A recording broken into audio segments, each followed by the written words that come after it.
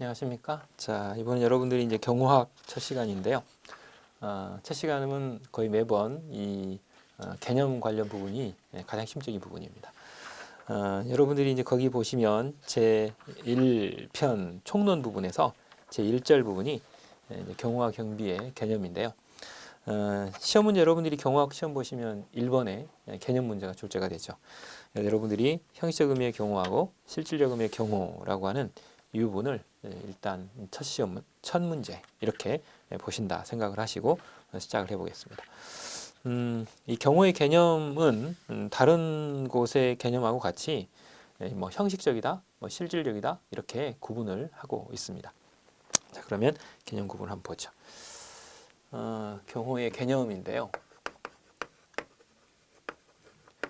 이 경호의 개념은 다른 학문들에서도 거의 비슷하게 이용이 되는 것처럼 여기도 마찬가지입니다. 그래서 제일 첫 번째는 형식적 의미의 경우이죠.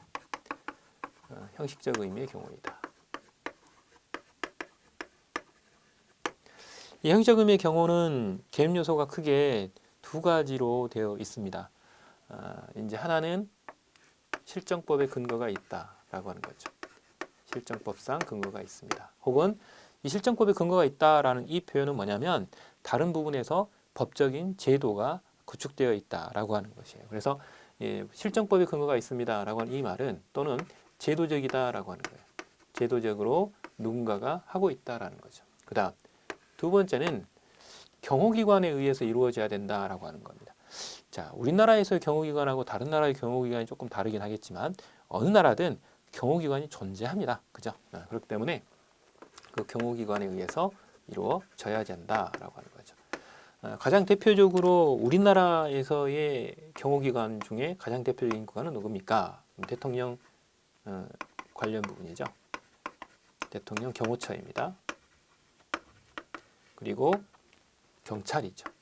경찰이 경호와 관련된 일들을 주로 하게 됩니다. 자, 이렇게 지금 구성이 되죠.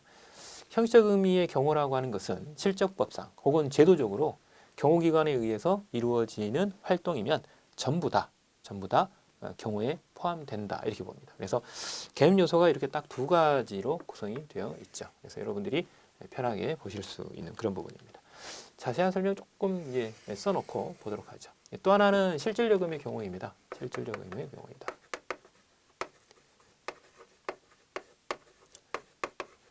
실질적인 경우라고 하는 것은 앞에 이제 실질적이라고 하는 이 말이 답을 어느 정도 가지고 있습니다.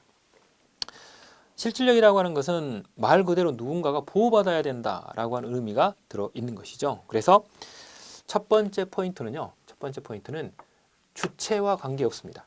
주체와 관계가 없다라는 겁니다. 그래서 이게 경호 주체가 누구인가라고 하는 것은 상관이 없어요. 민간이 주체가 되든 국가가 주체가 되든 그게 기업체이든 아니든 그런 상관이 없다라는 거예요. 그래서 경호 주체와 관계가 없습니다. 경호 주체하고 상관이 없다. 이 결과적으로는 이제 누가 하느냐는 중요하지 않다라고 하는 거죠. 경호 주체와 무관하다라고 하는 겁니다. 누가 하든 상관없다라고 하는 것이죠. 단 경호의 주체가 경호 누구이든 간에 경호 대상자가 되는 그 피경호인은 어떻게 보호하느냐의 문제인 것입니다. 그죠? 그런 다른 위해로부터 보호를 어떻게 하느냐의 문제인 것이다 라고 하는 거예요. 그래서 두 번째 개념 요소는 직간접, 직접적이고 혹은 간접적인 위해로부터